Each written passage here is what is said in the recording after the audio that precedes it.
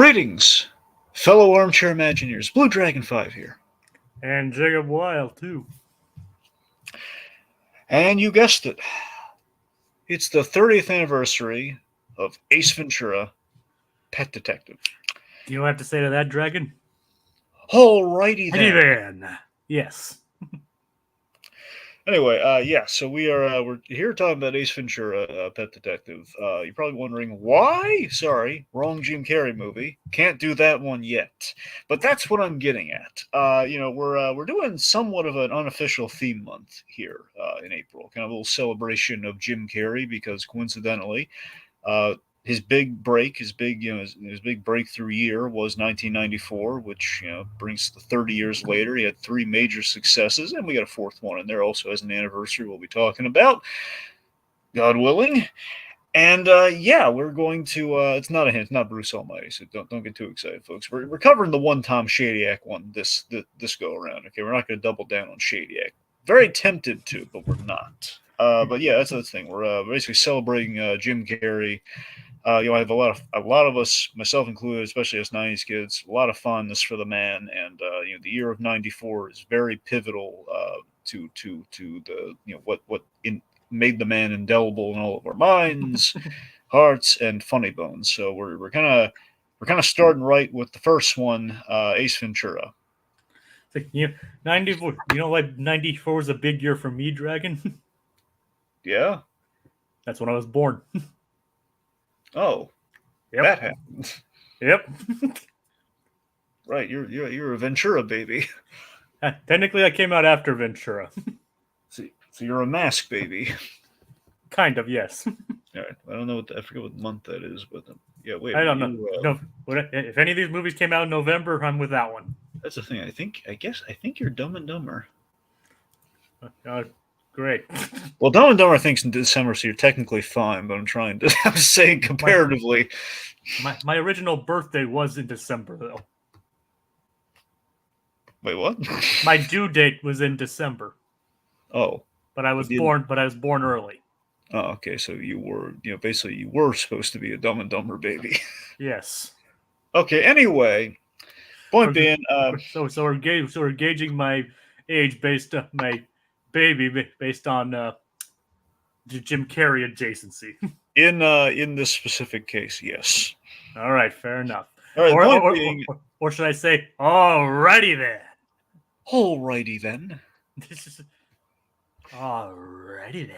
So clearly, I have a lot of nostalgia for Jim Carrey, specifically Ace Ventura. Let me put it this way: of the ones we're talking about, we haven't gotten the one I'm have the deepest cuts nostalgia for. But this is a biggie again. You see a Jim Carrey movie and you want to go down the rabbit hole, watch all the Jim Carrey stuff if it really kind of struck a chord with you. And this was good. This is in that framework. The '94 stuff was big. Ace Ventura is the rock Jim Carrey built his career on. It was of the three movies that came out in '94. This was the big gamble that paid off. Jim Carrey's proof of concept to really sell who he is as a performer, and what he's capable of comedy wise. And it's delightful. It's silly. Maybe look. Here's the thing. I don't think the best of the three Tom Shadyac Jim Carrey collaborations, but it is probably the most iconic of the three. I will go as far as to say that. What are the other two ones? Oh, it's Liar Liar and Bruce Almighty. Yeah. Yeah, those are all Tom Shadyac Jim Carrey stuff. I probably think Liar. I've seen Liar Liar.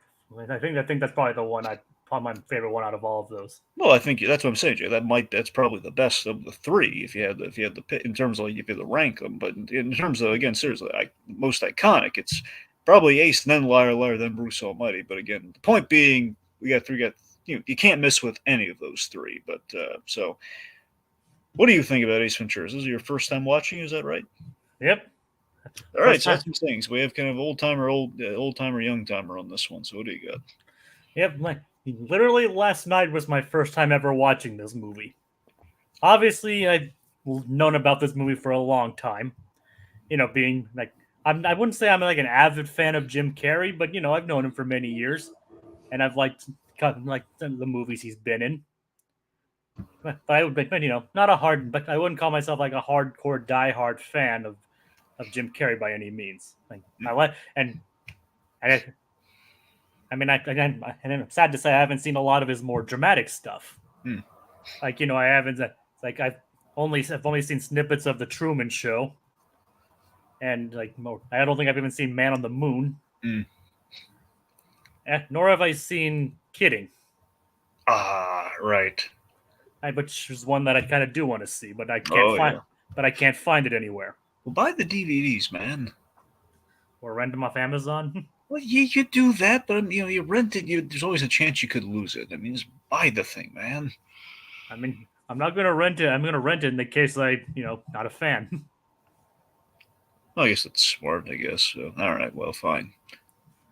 Be the smarter man in the room, Jacob. By all means. I didn't say I was in this. I'm not going to say I'm the smarter man, Dragon, because I haven't seen Kidding yet. If you were, you'd I be would've- wearing a green jacket that would keep you safe while you're jogging at night, my friend. Well, that's true. But based on what you and Tiggy have said, I'm the missing out here. Yeah. Before I get into my thoughts on the movie, should we address the comments? Yes. We have Slasher Fred saying, I think what makes Ace Ventura such an iconic character is how he's portrayed as a goofy detective instead of the usual hard-boiled tough detective. That is true. This is kind of groundbreaking in a sense that you had two forms of detective. You had the hard-boiled one. You had the inept, bumbling Inspector Clouseau type. Neither of which is in this film. The thing is, he's over the top and but he's also competent as well. Oh, absolutely.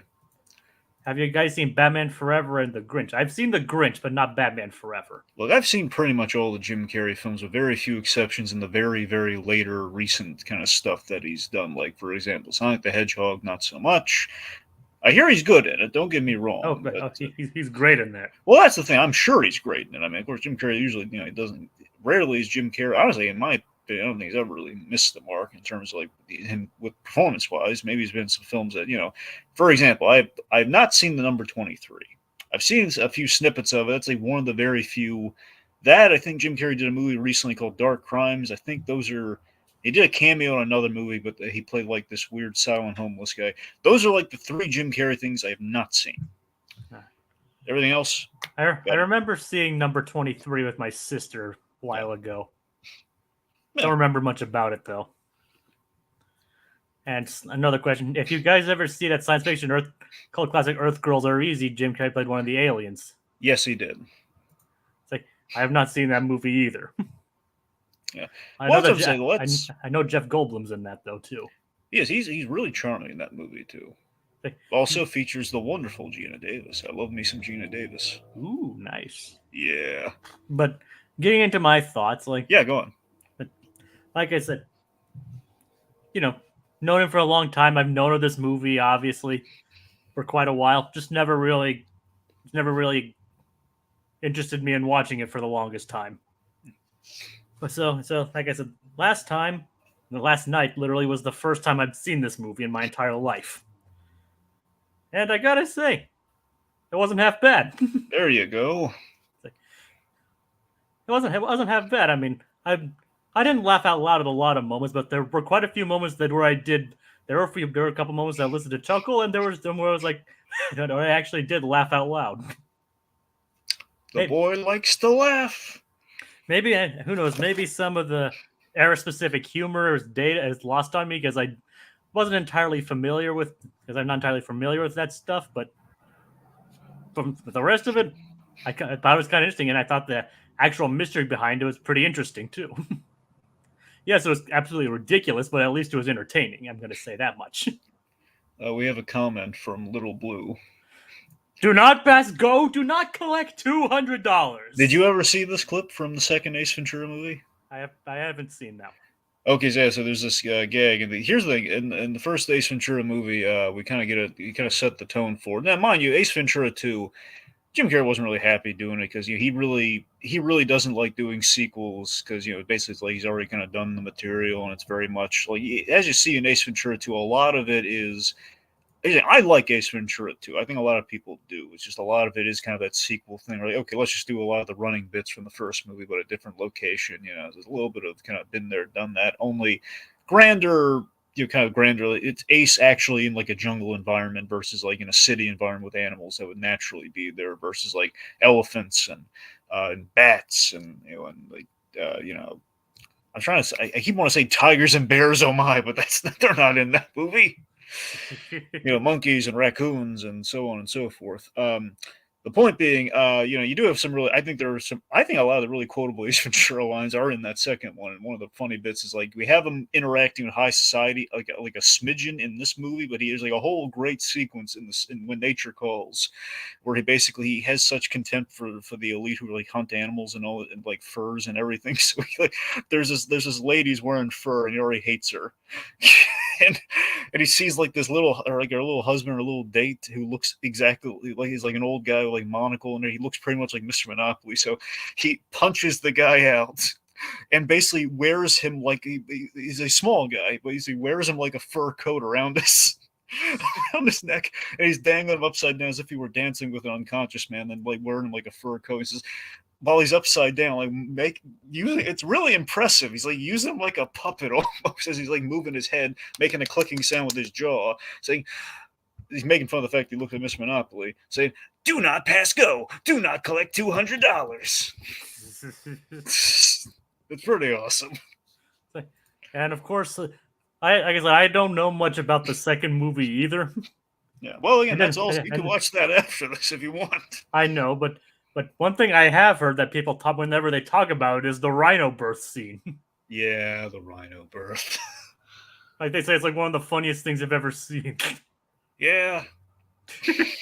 I haven't actually seen it, but that definitely makes me intrigued. No. Don't mind me. I'm just a curious little rhino. It's like, did you guys know this movie among the Magic Dumb and Dumber had cartoon spin-offs? That is true. It's because these movies were so successful and so unprecedented. You had 3 Jim Carrey movies in a row, the original 3. I'm not saying the very first movies he ever appeared in, but like the big 3 career-making movies, the biggest hits that he had, all got cartoons. Short-lived cartoons, but they all got cartoons. And I know you've talked about the Mask cartoon before. Oh yes, I love the Mask cartoon. Rob Paulson as the Mask, right? Yeah, and he's great in it. If you want to get someone as animated as Jim Carrey's on screen, get him. Oh yeah. I mean, honestly, if I were to rank the cartoons of those 3, it would probably be The Mask is at the top, then Ace Ventura. Fun fact, they crossed over. Nice. And then Dumb and Dumber. Yeah, it was kind of the lower. It was that one was very much like, well, we did with the other 2. Let's go with this one. All right. So, I guess all that said, let me give you some background. Let me tell you how this crazy party got started. Mm-hmm. Okay, so long story short, it was the early 90s. Someone wrote a script about a pet detective, and a pet detective is, in fact, a real thing. Still a real thing, just nowhere near as exciting as, Ace Ventura. It's more like just kind of like a lost and found, sort of like, like people that find pets for a living. It's usually what a pet detective is. And, the idea of like kind of really milking this concept and really looking into what the heck a pet detective is from what I understand, David Letterman and his stupid pet tricks really kind of lit the fire. And like, yeah, let's do something pet related because people like that and they think that's funny. So anyway, someone wrote a script. It kind of went around for a bit, and they're looking for like comedians to kind of link it to. And originally there was like a number of leads going around. They're like, it wasn't like a big A-tier project. It was very much like an independent film kind of thing, almost. Very much like, hey, let's do a movie and we'll connect it to a comedian who's kind of rising up the ranks. Like Rick Moranis was considered. Whoopi Goldberg, and this is like Whoopi Goldberg's looking for projects like this, and this is how she eventually ended with that burglar movie that she did. And David Alan Grier, and they kind of went around, and basically by the time they're getting to David Alan Grier, I think what happened was someone watched In Living Color, which was very much, that was a thing that was really getting Jim Carrey's name out there. People are recognizing him from. They loved Fire Marshal Bill, and that's how Tom Shady kind of like found him, and he approached him. It's like, hey, Jim, here's what you need to do. You need to do a movie that leans into your stand-up and your strengths. That's really going to sell people on who you are. Because Jim Carrey up to this point, he had done bit parts. He had done like he had not really done big. Obviously, he had not done big movies yet. The biggest movie he did at that time, and this is like late '80s, I think '85, maybe a little after '85. he did Once Bitten, which we may or may not be covering at some point. I'm not going to promise it, but I've thrown in the ring a couple times. I think if we're going to do it any year, it might be this year. Don't quote me on it because I don't know how well it doesn't really hold up that well, but we'll see. Basically, Jim Carrey was it was like one of the first times Jim Carrey was like a lead in a movie in his youth. It's like Once Bitten. He basically plays a nice kid who turns into a vampire. Anyway, let's see, where was I? All right, so point being, so Jim Carrey done a few movies, not really Jim Carrey movies, just movies that happen to feature Jim Carrey, kind of like the Spielberg principle, like a Spielberg movie or a movie directed by Steven Spielberg. All right. So, anyways, Jim Carrey's on board. He and Tom Shadyac they rewrote the script a bunch.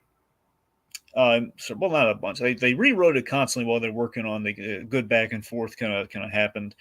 And eventually, they were improvising. They were kind of punching up the gags. So basically, the core mystery was there, but they just kind of vamped it up.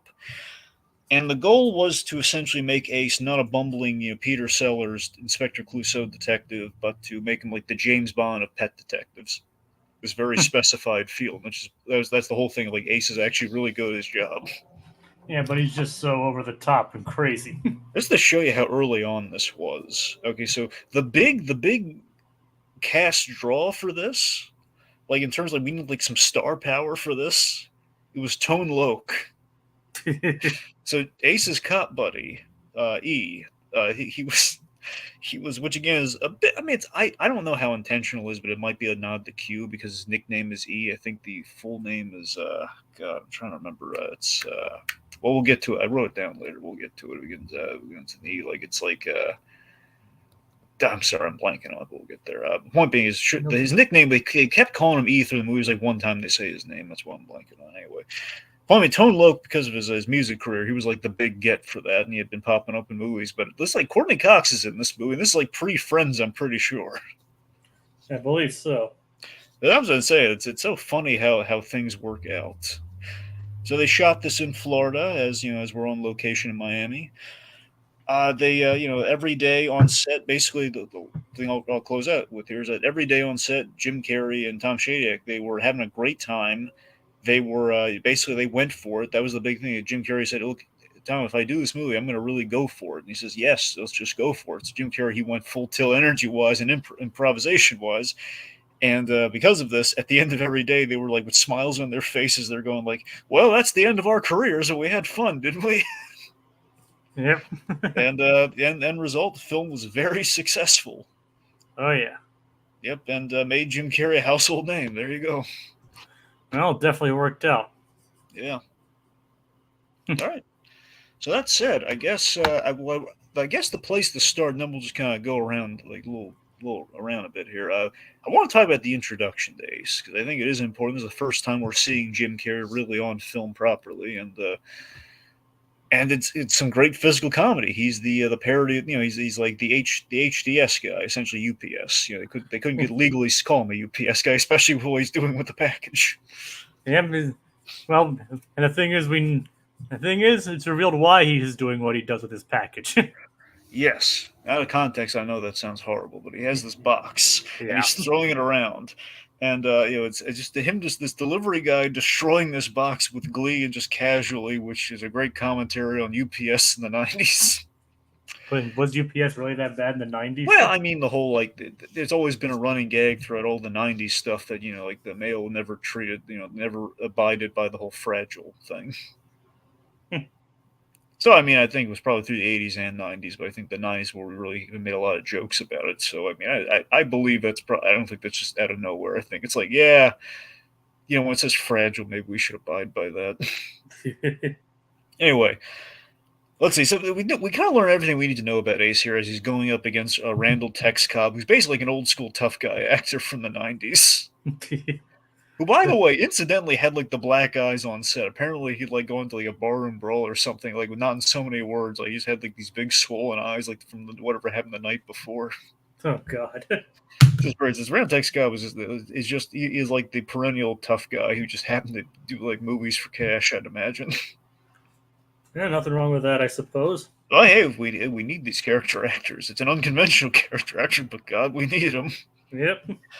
Anyway, so we have the sequence here. Anyway, so everything we need to know about Ace is like, okay, so he does. You have the comedy there with the physical comedy, and then we have this gag that kind of tells us everything we need to know about him. Where on the little plush dog, he saved the little dog, and he swapped it out like this plush dog. Randall Tex Cobb like grabs this little dog, and he says, "You've been had by Ace Ventura." Just the fact that he would have like a little Spider-Man card like that ready. You've been had by Ace Ventura. That tells you everything you need to know about this guy. Ace is a walking cartoon, Oh yeah, which of yeah, course Jim Carrey plays very well into.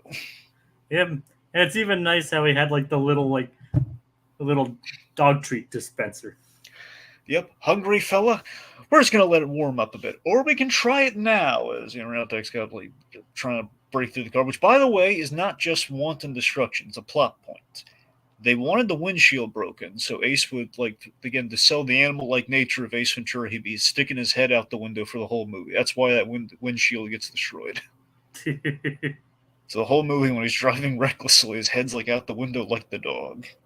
Now that makes sense. So again, it's also interesting too. Again, the biggest comparison for Ace in this movie is he's essentially again the James Bond of Pet Detective. So essentially, we have what's tantamount to a James Bond opening for a detective. He's on a case, saves the pooch, gets one over in a very Looney Tunes fashion with kind of our antagonist here, our brief antagonist with our muscle with Randall Tex Cobb. And we show that Ace is cool. He does all that, and he gets a heck of a thank you by the pet owner. Oh yeah. Yep, everyone, they're real friendly around here. I just love that. And again, improvised so much throughout this movie, like him just like grabbing onto the ceiling, and then he's doing the dance without pants, kids, but tastefully. Yeah, but we can't see it. Oh, It's amazing that It's amazing that people think, oh hey, maybe this movie's for kids. well, hey, as far as they know, she's just thanking him. Yeah, very kindly, Well, very. she's all we know is she's thanking him and she's taking his pants off. We don't know what else happens. Yep. Who knows? She could just be making him comfortable. We don't know. Yeah, maybe his legs were chafing. Exactly. Not that kids even know what chafing is anyway. I think chafing's a universal thing. Just pants can chafe, like things can chafe you. I mean, I don't. A lot of young kids don't know. I mean, they probably know what it is. They just don't know the actual word. All right. Anywho, so just in general, the creation of Ace Ventura here is everything goes into this guy and the performance of this guy. So basically, Jim Carrey, he basically every time he would go on stage for his stand, he had very unconventional stand-up, where he did mostly like impressions. He wasn't really like an observational comedy kind of guy. He basically just like entertained an audience and just like did kind of like his really awesome impressions, the rubber neck, the rubber face kind of thing. And every time he greeted the audience, he would come on stage and he said, "Hello, how is everyone doing tonight? All righty then." Didn't listen to it all, any of the response, just said "all righty then." And that energy and that catchphrase is where Ace Ventura is born from. That's why it's in the movie. Alrighty there. That's what birthed the character. Much like Ace from the Rhino, it's what birthed the character. You gotta admit that throughout this entire movie, Jim does a lot of interesting things with his jaw. Oh, absolutely. As in, like his jaw moves all over the place when he talks. It is crazy what he can do with his mouth, with his face, man. It's amazing what this guy can do. Anyway, so look wise, AC very much he looks like a bird. He's wearing like these tropical colors. He's got like the floral shirt, and he's got like the colorful pants. You want to know something funny, Dragon? What? I was actually watching. On Friday. I was actually in the middle of watching, the new Godzilla and Kong movie. Yeah. And one of the characters in that movie actually wears like a Hawaiian shirt and khakis like that. And one of the characters is like, "You and your Ace Ventura nonsense." Hey, there you go. And as I was watching around that scene, you actually mentioned, "Hey, I'm going to need you on Sunday for Ace Ventura." Fate. So yeah, so that's how it all worked out. Oh yeah. So and also like a lot. Yeah, go on. It's like now when I watched, I was like, yeah, I can see why you compared him to Ace Ventura, because the character actually explicitly in the movie is actually a Titan vet. Huh. So. Right. So, As of you course, we have a lot of catchphrases and ace-isms too, like the alrighty then, talking out of his butt.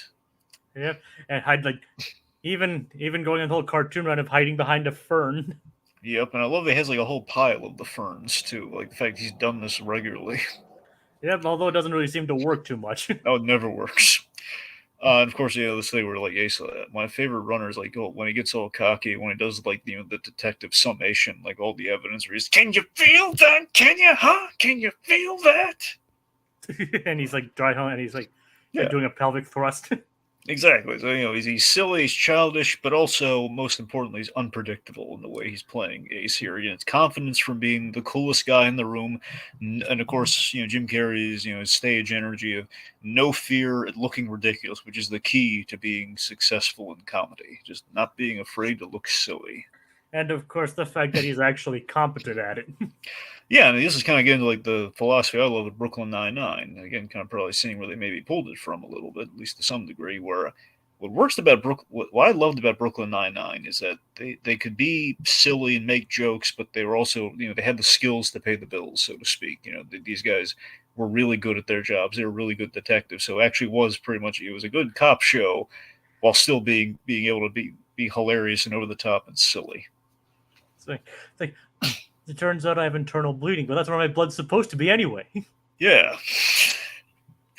exactly. Yep, that's the All only right. that's like the only line from that show I remember. Well, there you go. You get the idea, though. Yep. So let's see. So it also the big thing too, the one like pathetic element with Ace Ventura that you kind of see here and you kind of sense is that it really sells that he truly cares about animals more than people. There's hence the kinship, and I think one can interpret that as he's very much seen by everybody as the oddball outcast, and I think that's like the kernel.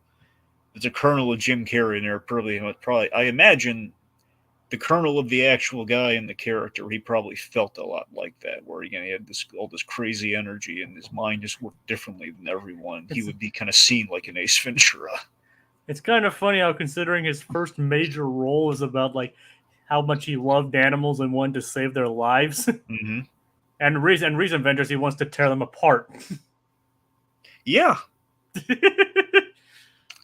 it's crazy how that works. I mean, Jim Carrey's kind of, like in quotes. I want to emphasize the in quotes, not like an official thing, but I mean, you look at where he's. I'm not saying he started with Ace, but working where he really started with Ace to Sonic the Hedgehog. He said that's kind of the end. He's kind of ending with Sonic the Hedgehog, like whatever those are movies. He's not really doing movies, or at least not actively seeking roles outside of Sonic. And it's good because he actually enjoys making those movies. Yeah, it seems, which is it's really shocking, just given how very anti-sequel he traditionally was. But Jim Carrey's gone through. Let's just put it this way: Jim Carrey, he's gone through kind of a metamorphosis over the years. He's kind of gone from very much like pinnacle of comedy to a guy he's trying not to repeat himself, and because of that, he's kind of gone through a lot of he's gone through a lot of kind of like ups and not ups and downs. That sounds bad, but he's going through like a kind of a transitional phase in terms of how he looks at the world and stuff. So we'll get into that as we get into some of the other stuff. He's going through kind of a metamorphosis over the decades. Well, as long as he's doing what he loves and he's happy, right? Oh, of course, yeah. I mean, that's the thing. I'm just saying it's interesting looking at kind of how different things how he's kind of changed over the years in terms of the projects that he's picked. Yep. And how occasionally you kind of go back to kind of the stomping ground with something like Sonic. It's interesting. Yep. As I just found it kind of funny that this entire movie is about him trying to save animals. Yeah. And while Sonic is obviously more of like an alien kind of creature in the movies, he's technically still kind of an animal. And he still wants to tear him apart for science. Yep. So kind of funny how two sides of the same coin there. We do have a number. Like, in other words, he became the very thing he swore to destroy.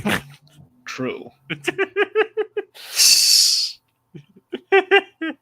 All right, as you were saying. We have some funny. It's kind of funny. We do have some familiar faces and character actors in this film.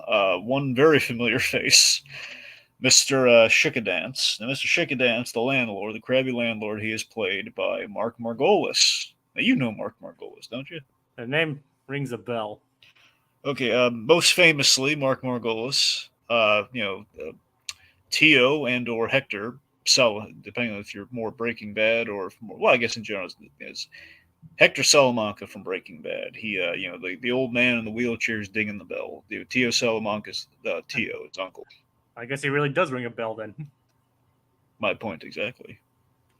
That was an unintentional pun, but no, I kind of meant it. I mean, I said the name rings a bell. Oh right. And then I was like, if he really rings a bell, then yes. But what else has he done? Well, I mean, I've seen him pop up in things too. Like he popped up in Gotham once. He played Jerome's father. He's been in. Here's the thing: I could go really deep cuts here. I don't think anyone's gonna get it, but that's the thing. He's the big. I believe he was. If my memory serves, he was in Scarface as well. He was one of the guys in Scarface. Huh. Which is like one of the big gets for like Breaking Bad. Like, oh my god, we have one of the Scarface actors in this movie, and as well as like obviously with a lot of our cartel guys from the Albuquerque verse were from Scarface. Nice. I should say a few of the big tips of the spear of the cartel were Scarface guys. So basically, Vince Gilligan was a Scarface fan. Well, the premise of Breaking Bad is that we're going to go from Mr. Chips to Scar. We're going to take Walter White, who's essentially Mr. Chips from when he starts, and going to turn him into Scarface by the end of it. Huh. So there's Scarface is built into it from the DNA. So that's no accident that we have some Scarface actors in this film. Well, in that show, from that film into the show. It's like, and obviously, as far as other people go, like Giancarlo's making a big name for himself. Yep, and it's so funny when you look at where Giancarlo started. I shouldn't say start. One of the early things that he did, Do the Right Thing. Huh. An old Spike Lee movie. Yeah. Plus, if memory serves, I'm pretty sure he was the guy. He was Spike Lee's friend in that film. He was the one with the weird patch of hair and the glasses. He was that young in that movie. And of course he's done things like obviously Breaking Bad, Once Upon a Time, and of course like Mando. Yep. But right now he's got that new show Parish on, which I've been watching a little bit of, and he's really good in it. What is it called? It's called Parish. Like the religious institute, like Parish. Ah, all right. He's also in that upcoming Abigail movie too. Also, The Boys. And The Boys. Oh, and I love it when he shows up in The Boys because they use him sparingly. It's perfect. Mr. Vaught, right? Yes. Oh, he has one of my favorite scenes in The Boys ever, between him and Homelander. But anyway, we don't want to talk about it right now. I know Giancarlo has nothing to do with this movie. I know. Anyway, so just to get back on point, Mark Margolis here.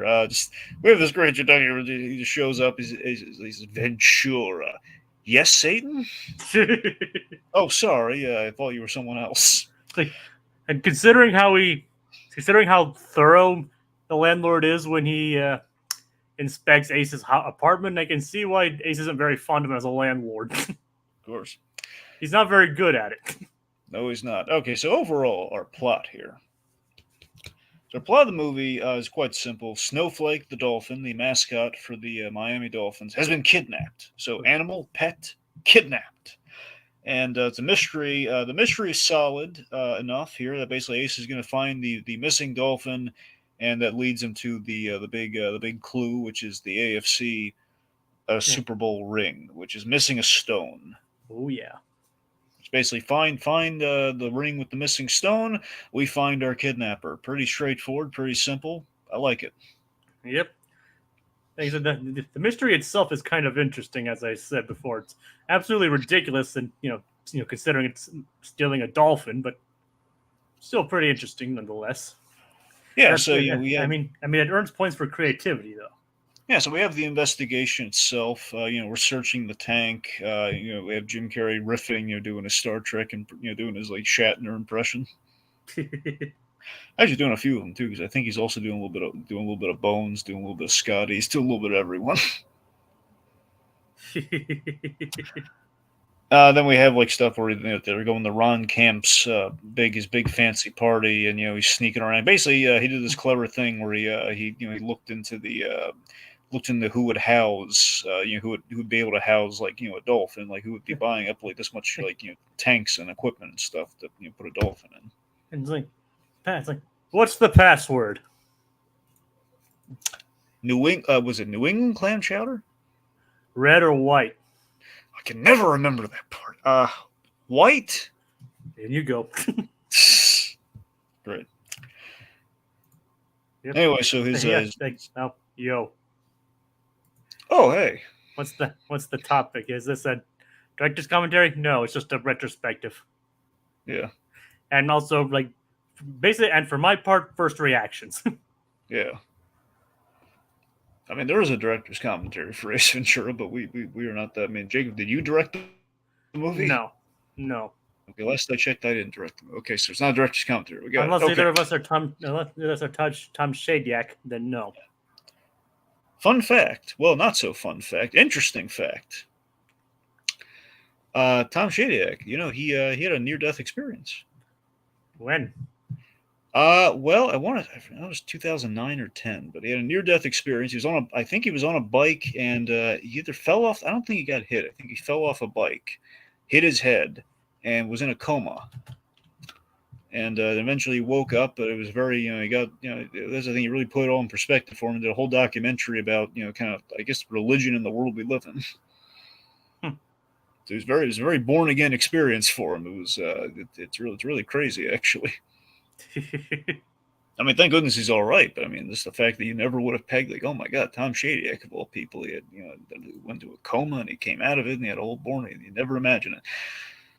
All right. Anyway, it's also Leonard Dominic. Yeah, so again, we're just kind of talking all over the place about Ace Ventura the movie. Just like he's seen it for the first time. I'm just going to talk about kind of like post 30 years sort of thing. So we're just kind of like reflecting on the film and just kind of talking all over the place. So it'll be somewhat linear, but I can't make promises it'll be full on linear. So it's not a commentary, but it might feel like that. So if you want to watch just for clippage, you can play it any time, I guess. And we're kind of on the I guess we're kind of getting to like the mansion infiltration vaguely, but whatever you want to do. Where he's playing Tom Ace. Yes, where he's playing Tom Ace. Like a lawyer. Yes. By the way, I love Ace's shirt. I love he has like the Hawaiian shirt with Florida on it. It's just really cool. It's like don't do anything to embarrass me, okay? Like, please, no spoilers, okay? I mean, kind of 30 years late for that. Yeah. Well, that is your own peril. Yes.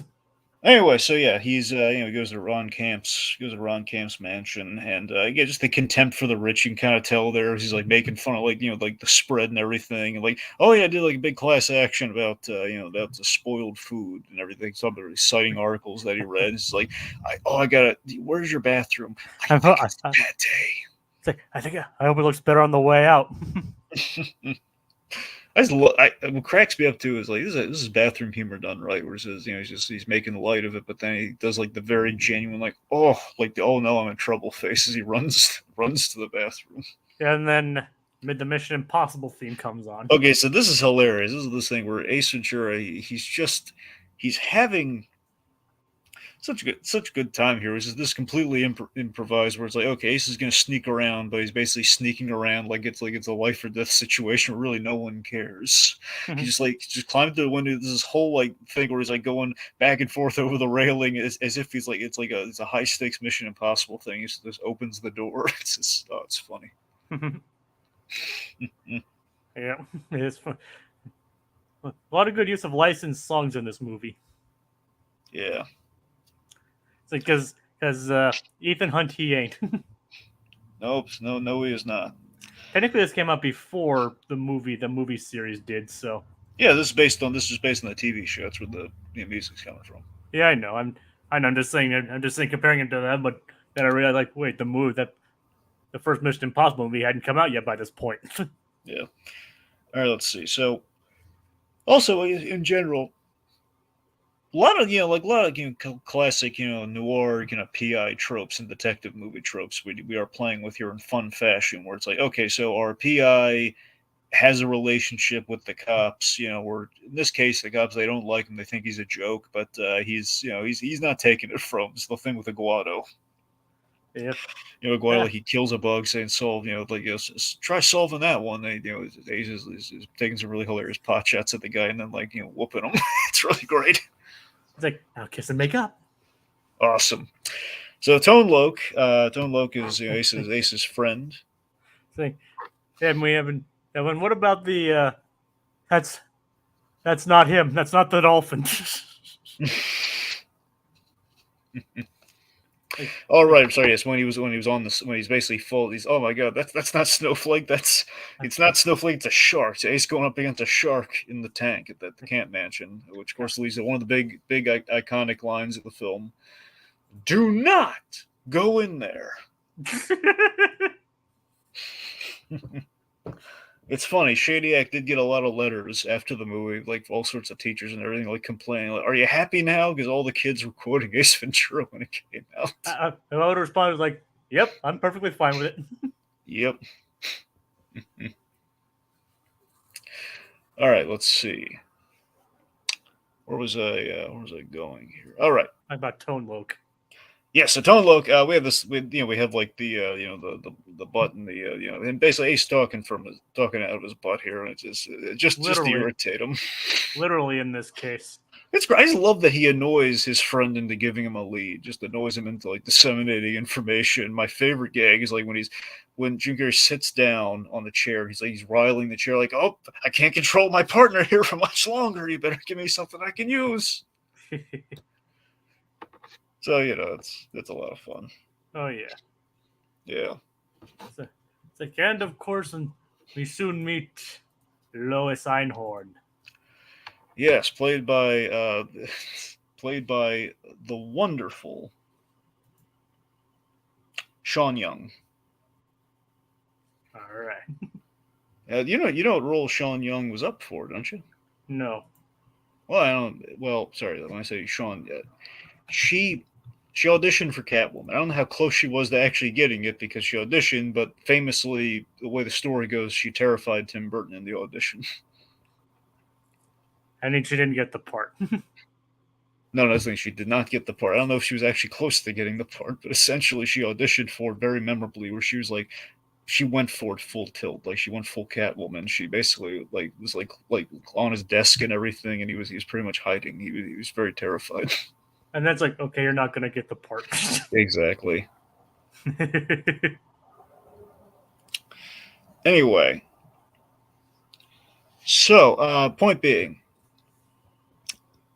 Sean Young though, she's really good in this because again, like again, as ultimately we're going to reveal, she is kind of the foil for Ace Ventura here. I mean, the majority of the cast, the whole gag is like he's the one loony character in the film. Everyone else is pretty much the straight man to his comic farce. But Lois Einhorn again, she gets really intense in the third act though. It's kind of funny, so it's kind of funny that works, and she's very much like shutting him down here and giving him like the death stare, like she ain't having any of his tomfoolery. She hates him almost as much as Tommy Lee Jones hates him in real life. I will not have any of your buffoonery. Yep. Which, as I always point out, is kind of ironic considering Jones was the more hammy one in that movie. It's so weird how that works.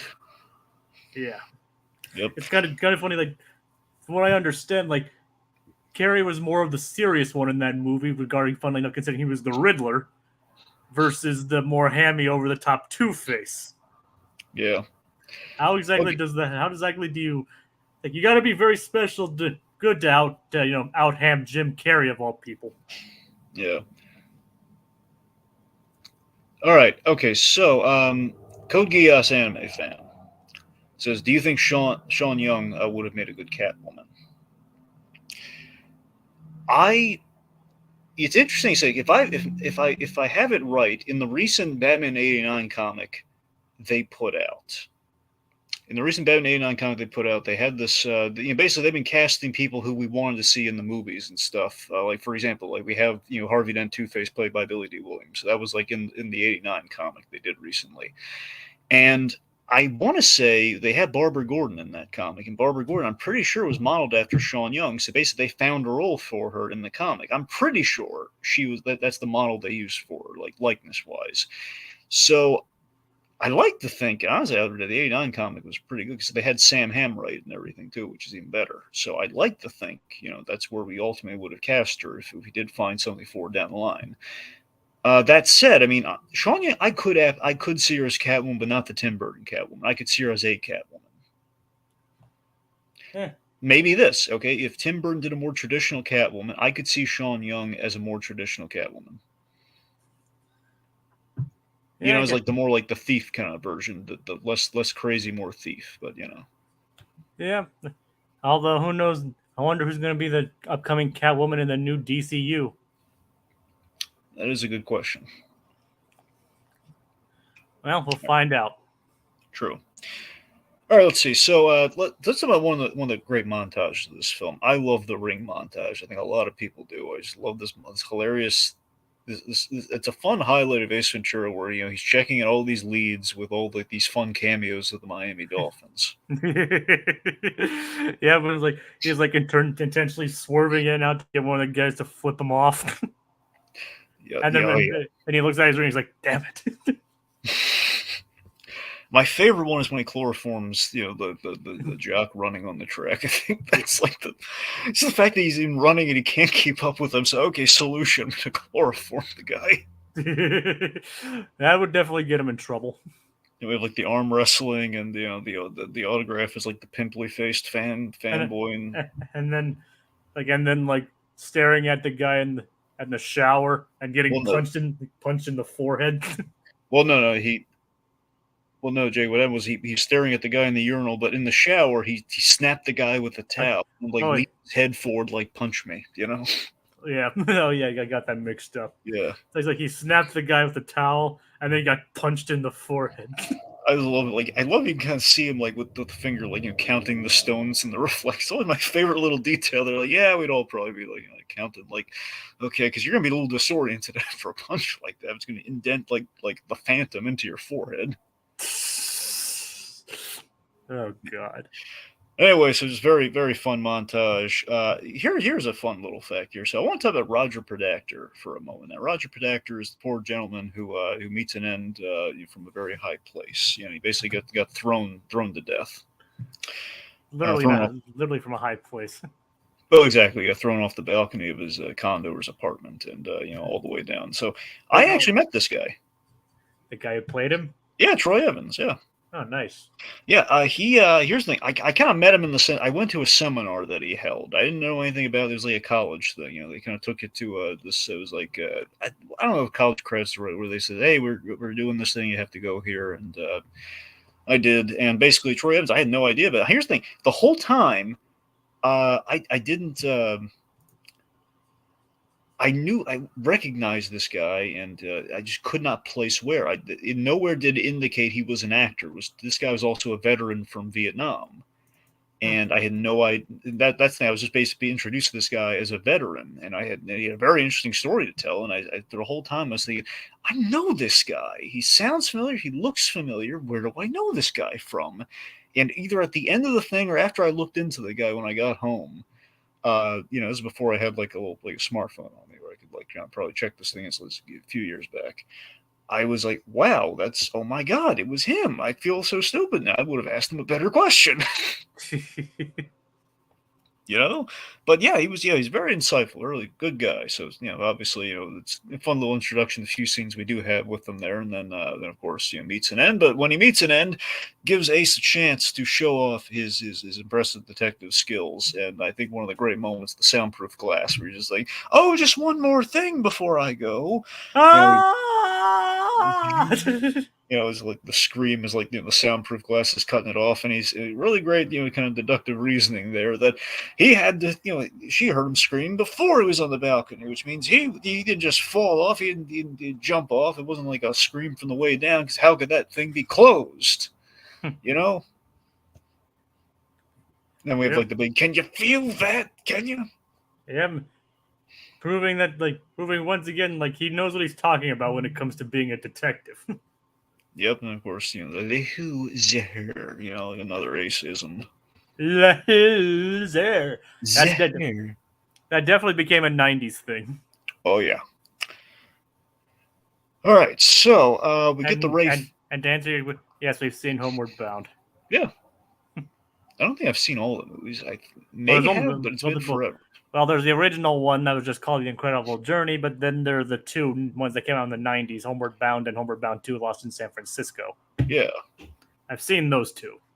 Yeah, I don't know if I can't remember. I don't know if I've seen the San Francisco one or not. I may have, but that would have been so long ago. I've seen both. And the big charm factor is like, oh my god, Michael J. Fox as a dog. Yes. I didn't say it was a good reason. It was a reason. I mean, it's a good reason. All right. I mean, I think it's a good reason. I mean, I think it's an adequate reason. I mean, okay. No, man, look, I love Michael. I'm just saying, like, hey, that's the big takeaway from Homeward Bound. Just Michael J. Fox as a dog. You know, there's a little bit more there. I mean, I know obviously there's a lot more to do with that the movie, but it's a good reason to watch the movie. Yeah, so I guess it's enough. Like, hey, watch Homeward Bound for Michael J. Fox as a dog. As an American bulldog. Yeah. Sally Field as a cat. Wait, was he an American bulldog? Yeah. You sure? Pretty sure. Because I know he had like the saggy face. I didn't really read his bulldog. I thought it was like hound dog or something. But no, it's an American bulldog. Okay, look, I don't know. I want to be very clear. I don't know any of my pets. I don't know any like I don't know pets from a hole in the ground. I can't tell you breeds or anything. So I have no idea. Technically, he is considered an American bulldog. Okay. All right, well, I learned something. Okay, so Ray Finkel, we got our big lead here where he's checked off every player. We saw him painstakingly check off every player in that ring montage. But after a little romance with Melissa, with the Courtney Cox character, yep, showcasing his animal magnetism, let's say, he discovers a new image. Like, then who the hell is that? Oh, it's Ray Finkel. He was the replacement kicker late in the season. And then that's like the eureka moment for him. Yep, I bet he's got a ring. But yeah, let's just say Ray Finkel went insane. Yeah, so he goes to essentially Finkeltown. This basically we go to Ray Finkel's hometown, which has been vandalized and now lives in infamy after his infamous kick. And one of my favorite gags, this is always like in the TBS marketing for Ace Ventura. Every time it would rerun, they'd always use this clip. Like, hello, I'd like to. I'm looking for Ray Finkel. Then the gun comes out like the little kind of like peephole slide thingy. Says, and a clean pair of shorts. But Ace, we saw he did his microfilm again. Kids, you remember microfilm in the '90s? Do you remember the microfiche? Goes back further than the '90s, but it's been around that long. Like the last time microfilm was really relevant was the '90s. Yep. Anyway, Ace did his microfilm research. So again, he does the homework, kids. He knows all about Ray Finkel, and he impresses the family, which gets him entry into the house. Ray Finkel's poor folks, like they're living in a town that hates their son for a really stupid reason. And he's they vandalized the place, and they've just tortured these poor folks. And like the mother's like the engines the engine's running, but no one's behind the wheel, as the father says. They see that Ray Finkel, we see he has a target. He hates, emphasis on the hates. He hates Dan Marino, of all people. He hates Dan Marino for basically putting the ball down for him to kick. Laces out. Yep, laces out. Should have been laces out, but he didn't. And then with a bad kick, he blames Dan Marino for.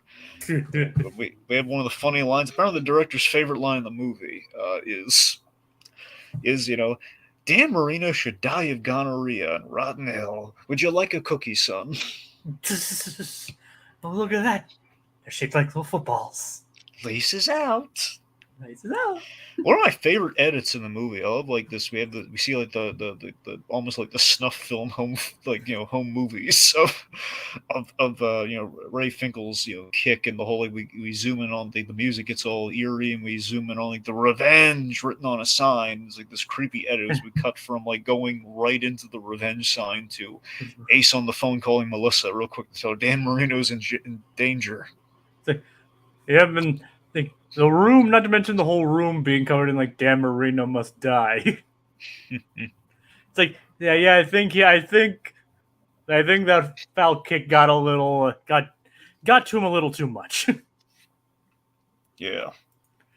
And then, speaking of which, Dan Marino's filming a commercial, and he gets taken by two football players. I just love that he thinks it's part of the commercial. It's like, is this a rewrite or something? God. All right, so we have Ace in a car chase here where he catches a bullet in his teeth just to show you how impressive Ace Ventura is in this movie. Catches the bullet in his teeth. You bet you can't even hit me. Then, of course, he boom, right in the teeth. Well, at least he didn't die. Oh, thank goodness. But, Ace and Dan Marino, it's really funny that, like, him later on, like, he and Ace are, like, they're bickering over who to kill first. And, we have the whole, it's, the whole thing with the gum too, like like this, like, hey Ace, do you have any gum on you? I'll ask you to stay out of my personal affairs.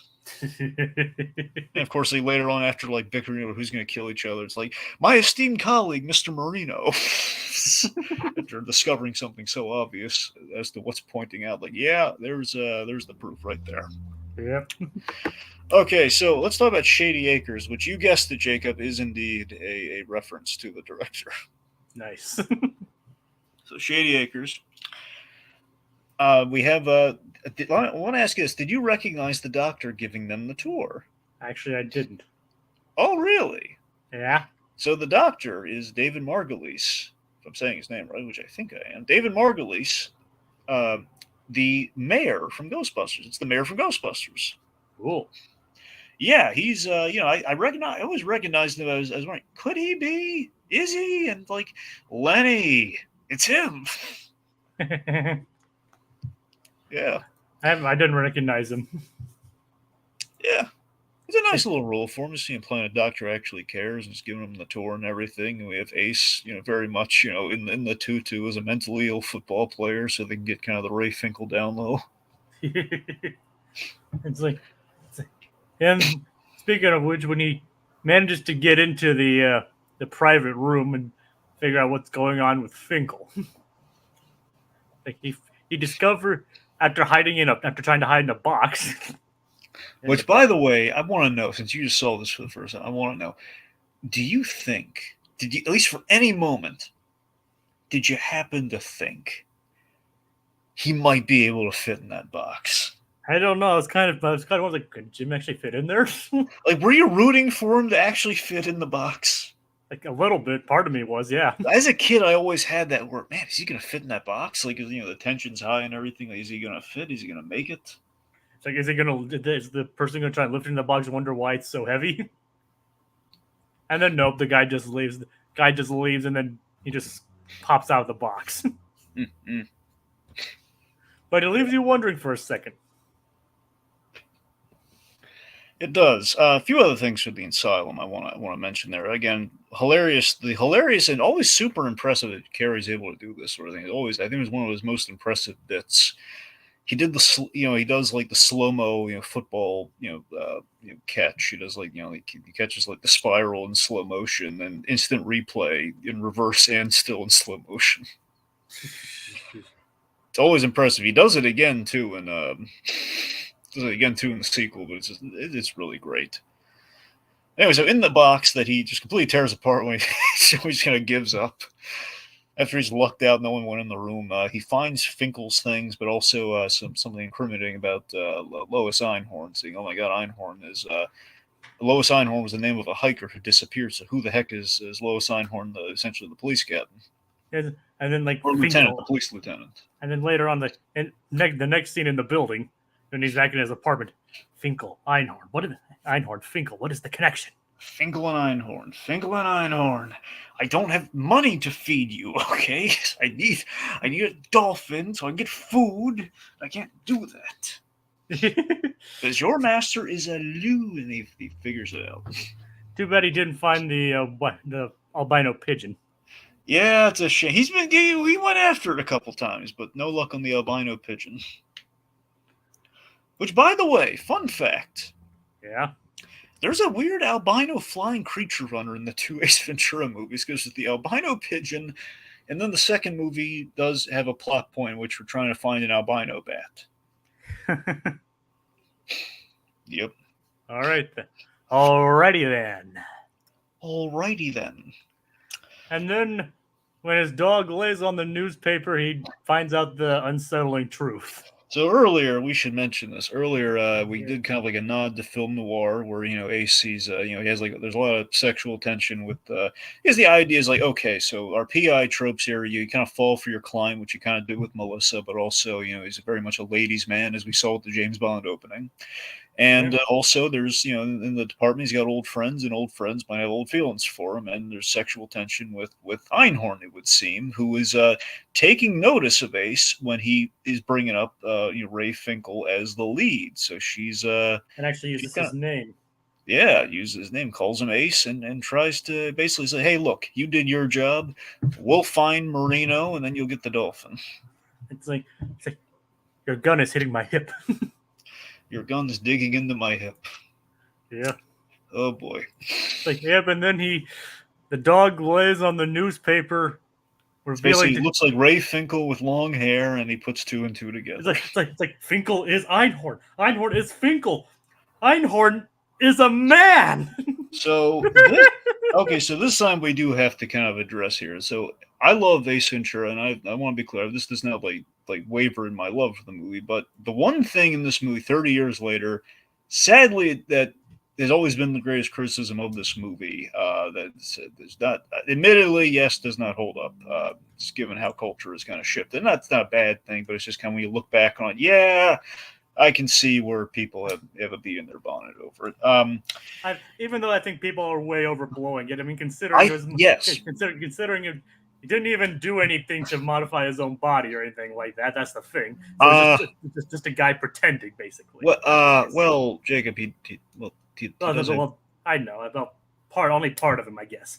Yeah, that's the thing. I mean, upstairs he's very different. Anyway, the point being, when this movie came out, they did have its critics, and the critics mainly were the LGBT trans community.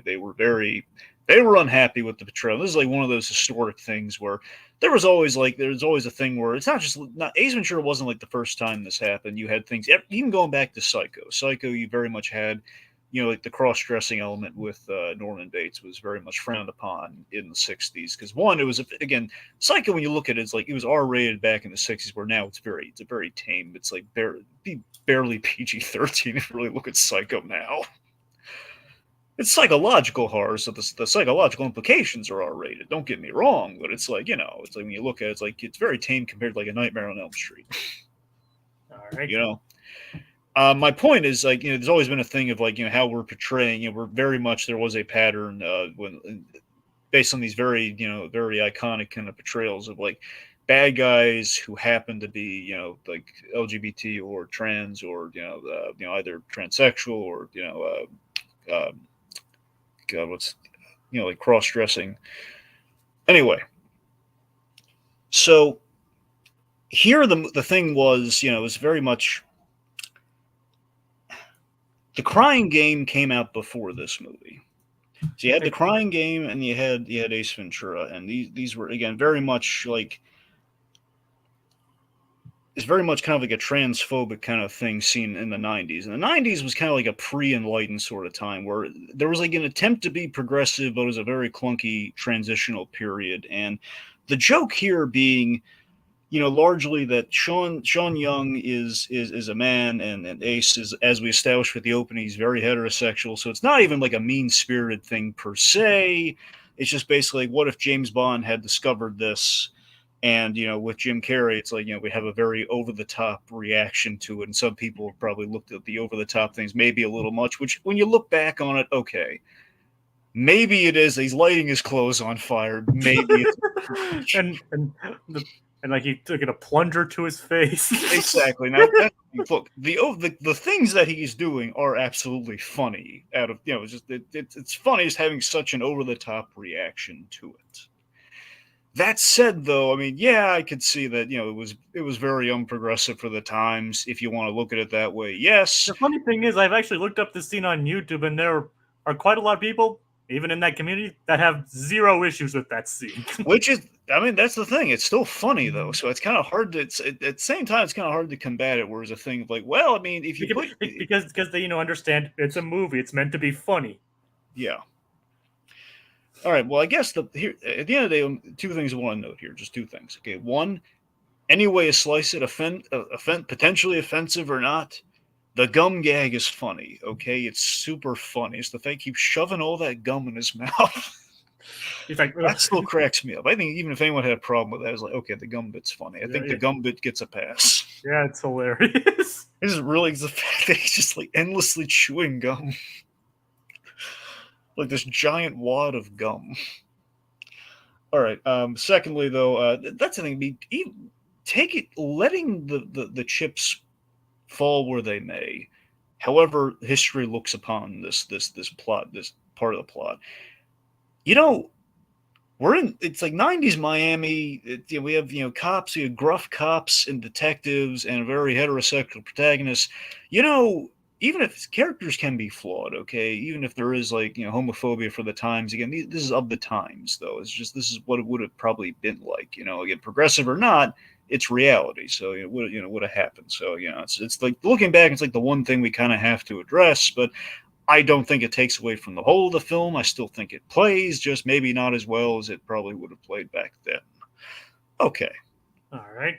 What we do get from this that is really funny, though, I think the main reason we have this in there is our third act.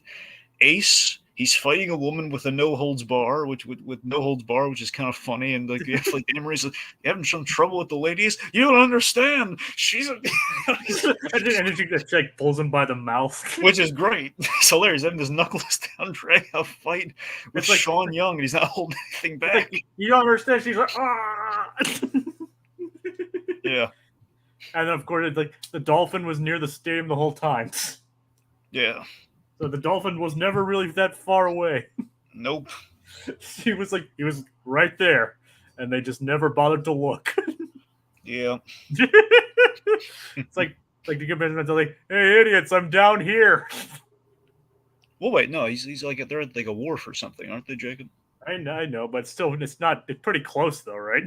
I don't know how close it is to the stadium. Actually, how close did it seem to you? I don't know. It just seemed like they were pretty nearby. That's fair. But then again, I might just be conflating things. Honestly, that might have just been a budgetary. I don't know how much of that was that close, but they got there pretty fast if you think about it, though. So maybe you're right. Yep. So, like I said, maybe I'm just conflating things, or it's artistic license. Sure. Anyway, we have the again. We have this again. It's a very much a gamble of a reveal too, where it's like I think got censored on TBS when I watched the movie growing up. Just the fact that he's basically performing the ultimate strip search in front of everyone. Einhorn's a man. And it's just making him look worse.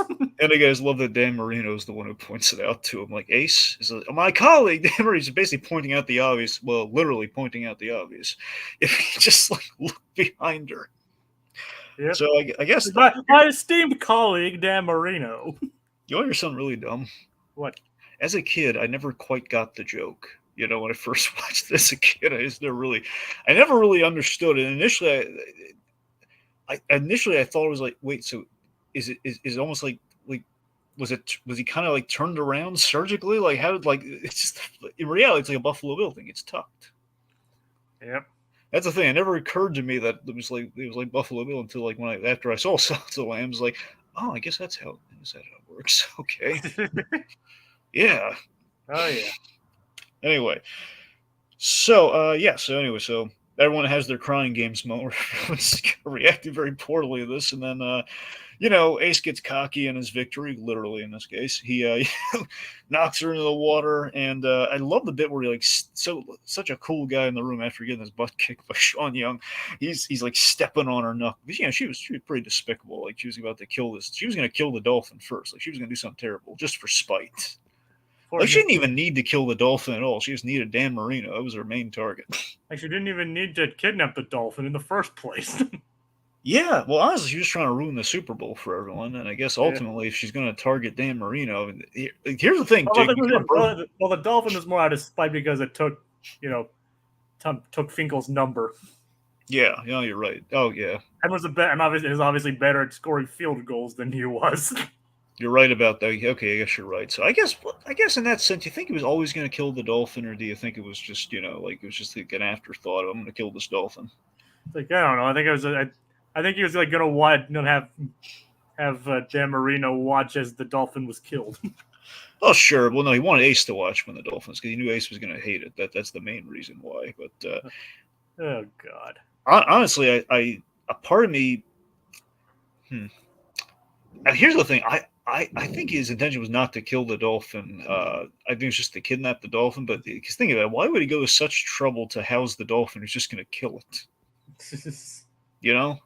So then, what was he gonna do with the dolphin? That's what I'm saying. Is it feels like he's just going to like kidnap the dolphins. Like maybe Other than just like ruin everybody's spirits. I think it was just the role in the Super Bowl chant. That's the thing because everyone was superstitious about the dolphin, which is why they wanted it back. So I think it was like I'm going to tank their Super Bowl after I won them a Super Bowl ring that one time. And AFC ring, yeah. Sorry, yeah, the AFC ring. So I think that's mainly the I think it's mainly the reason. Anyway, so steps on pulls the ring off the finger. There's the evidence of the missing stone and everything. So that Ace one has succeeded. Oh, one other fun fact I want to mention to you before I forget about it. Okay. When we see all the photos of Ray Finkel, yeah, that's Sean Young in a wig and mustache. That is still her. Looks really convincing. It looks like two actors, right? I thought it was someone. I actually thought it was someone else. I know, it's crazy, right? Yep. Yeah. All right, so then we have our ending, which our ending I always thought we ended on just the right note here, where it's so funny seeing Ace Ventura beat up the Philly Eagles mascot for screwing his albino pigeon chances yet again. That's $20,000, Dragon. 25,000. $25,000. Was it 25? Yeah, it was 25,000. You're right. Yeah, so it's $25,000 cost of the big payday. Yeah, but he's like, you got rid of my pigeon. You scared away my pigeon. I'm just like, oh, you idiot! My payday! It's like you scared the pigeon away. Like, bite me or eat me or something. And he's like gets to do a shoving match with him, and he's like beating the tar like this mascot. Beating a tar out of the mascot as the announcer on the jumbotron sings the praises of Ace Ventura. I just love when we're playing like the music and everything. Just this wonderful bit of like we see the adulation. Everyone is like recognizing, Jim. Everyone's recognizing the outcast Jim Carrey here. Or Ace Ventura is getting all the recognition, adulation he deserves, and heralding him as and the ultimate animal lover as he's like pummeling this eagle. I just look at him like with a fist in the air, like very much like a, "You love me, you really love me" kind of moment. Well, it's a human dragon, so technically he's not beating up a real animal. Well, of course, but I'm humans are animals, but that's an entirely semantic matter. Well, let's not get into that. But yeah, that's why I just said that. Yeah. Yep, he's beating up they're singing his praises as he's beating up a guy in an eagle mascot suit. Yep, and at the end of the day, we reward. It's kind of nice looking back on it because at the end there, it's like we're praising, Jim Carrey's performance as this character at the end, where he was convinced at every turn. It was fun, but there was no hope. It ends up being this huge success and a trifecta of '94, and all because he went for it. He didn't shy away from the jokes. For some, I'm really reminded of the Naked Gun during that kind of scene. It's like, like the end, like where he's like, "Look, it's Enrico Palazzo." God, I love that joke. A little bit. Yep. I mean, I know it's not exactly the same context, but. Yep. But yeah, I was like, did you hear I think they actually confirmed the upcoming sequel to that. Well, remake, but yeah. Wait, is it a sequel or a remake? I think you're right. I think it is a sequel. Or reboot. Maybe a reboot's probably the proper term because I think they're saying it's like Frank Drebin Jr., who we did see technically was born in those movies. I have no idea. Well, I'm pretty sure it's like the Neeson's going to be junior, so I think that's so based on him being a junior, I think that suggests it's going to be like a reboot. Yeah, that's what I seem to understand. Like it's Liam Neeson playing Frank Drebin Jr. Yeah, so there you go. So you're right. Sequel. which ought to be good. Yeah. My dad, it's like we're not. It's like okay, to answer your question, Leonard Dominic, we're not actually talking. We're not actually going to view the film itself. Yeah, it's a podcast, so we're talking about the movie. We're not going to show the movie because, well, we don't want to get sued by Warner Brothers. Yep. Big Naked Gun. O.J. Simpson passed away. Yep, we heard of that. Yeah, yeah, it's weird. Yep. But that's a topic for another day. Yes. So. All right. So, Jacob, that's it. We've reached the end. We've talked about Ace Ventura. I think we've celebrated, and Alrighty then. alrighty then, we've reached the end. Oh yeah. Yep. All right, so I want to thank the folks for tuning in. Slasher Fred, Leonard Downing, Little Blue, And Code Geass Anime Fan. and Code Geass. Yes. There you go.